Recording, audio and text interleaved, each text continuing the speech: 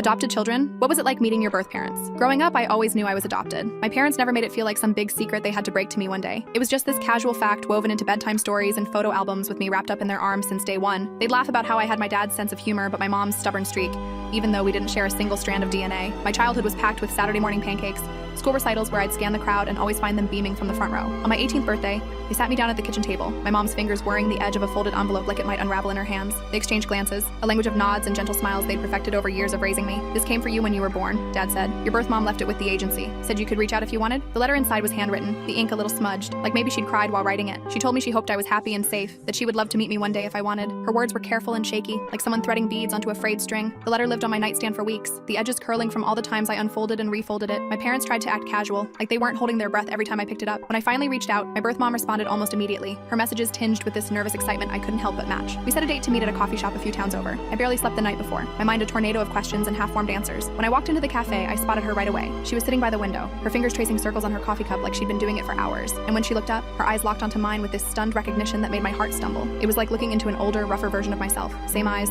same sharp chin, same way her eyebrows pulled together when she was trying to hide nerves, but her smile was something else, bright and trembling, like she couldn't believe I was real. We talked for hours, her voice softer than I expected, her laugh cracking like she hadn't used it much. She kept apologizing for rambling, but I didn't mind. I wanted to know everything, why she gave me up, where she'd been all these years, if she ever regretted it. Eventually, the words spilled out of me, blunt and heavy. Why did you give me up? She started to tear up and said, I was 17, living in this hellhole of a trailer with parents who couldn't stand each other unless they were both too drunk to feel anything.